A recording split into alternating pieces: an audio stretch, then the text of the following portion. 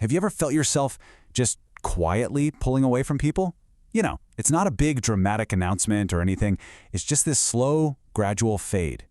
Well, if that sounds familiar, you're definitely not alone. Today, we're going to explore the psychology behind why we lose interest in others and what it might actually be telling us about ourselves.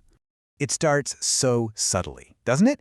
Maybe you stop replying to texts as quickly. Conversations that used to feel so easy now just feel forced.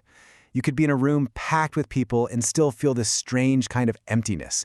It's that quiet shift that's so confusing, because a lot of the time you don't even really know why it's happening. So, what is actually going on in our minds when this happens? Is something wrong with us? Or is this a sign of something much, much deeper?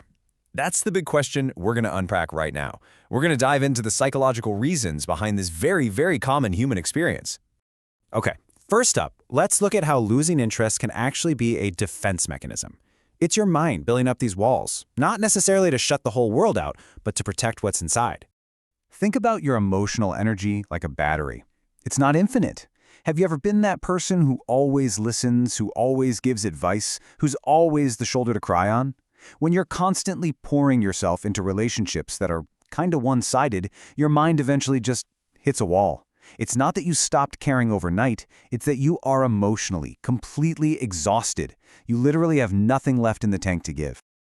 Our experiences can literally rewire how our brains work. Maybe someone you really trusted let you down hard, or friends just vanished when you needed them the most. After a few deep disappointments like that, your brain starts to adapt. It begins to build this shield to protect you from getting that same kind of hurt again. And that internal shift, it's huge. You go from being open and trusting to, cautious and guarded. This feeling of detachment isn't just some random mood. It's a learned response. It's your mind actively trying to keep you from walking down that same painful road again. And sometimes that feeling of disinterest is actually just fear wearing a disguise. You recognize a dynamic, right? A pattern from your past. You've seen this movie before. You know how it ends. You get close, you get hurt, you pull away. So to avoid that same old pain, you detach early. It's like a preemptive strike to protect your heart. But here's a thought. What if losing interest isn't a reaction to other people at all? What if instead, it's a reflection of a massive internal shift? It's all about turning inward and finding a new kind of contentment, one that comes from you.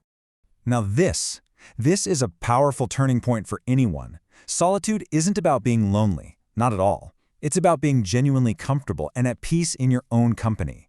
And when you finally reach that point, your fundamental need for other people's approval just starts to fade. And once that happens, you naturally become way less dependent on other people to feel whole. It's not that you stop valuing your relationships, of course not. It's that you no longer need them because you're scared of being alone. Your interactions become a choice, not a desperate necessity. This leads to this deep but profound desire to protect your inner peace. You start to really notice which people and which conversations just leave you feeling totally drained. And then you make a conscious choice to step back, not with a big fight or a dramatic exit, but with a quiet, deliberate creation of distance. Your peace becomes the #1 priority. There also comes a point where you just stop. You stop trying to make everyone get you, you stop over-explaining your feelings or trying to justify your choices. Now, from the outside, that might look like you're losing interest. But on the inside, it's actually discernment. You're just being way more selective about who gets your precious time and energy. Okay, but what if this feeling isn't a bad thing at all? This brings us to our last section, which kind of reframes this whole experience. What if losing interest in people is actually a signal that you're growing? As you evolve as a person, your values and your priorities, they shift. It's natural. Conversations that you used to find really exciting can now feel, kind of shallow. People you once related to so deeply now feel a little distant. And here's the crucial part. It's not that they did anything wrong or became worse people. It's that you became different. Honestly, growth can feel a little lonely sometimes. And finally, let's just consider this for a second. Healing isn't always some loud, dramatic breakthrough. Sometimes healing is quiet. It looks like withdrawal. It looks like silence. It looks like just not having the energy for small talk. So what feels like disinterest might actually be a sign that you're in the middle of processing some really important stuff, and you just need the space to do that work. So this brings us to what is probably the most important part of our whole journey today. Losing interest can be a sign of all these things we've talked about: exhaustion, disappointment, growth, healing. But there's a really critical distinction that you have to make for yourself. Are you resting or are you hiding?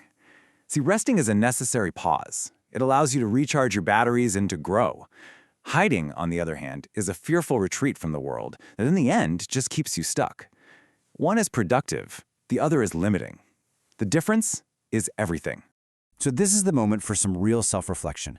I want you to ask yourself, honestly, is this withdrawal a strategic rest to protect your peace and to fuel your growth? Or is it a retreat born from fear that's just shutting you off from connection? Your answer to that question is going to tell you everything you need to know about what to do next. Because ultimately, let's be real, the goal isn't to lose interest in people forever. Of course not. It's to get to a place where you can find the right people. You know, the ones who don't drain you, the ones who get you, the ones who feel like peace, not pressure.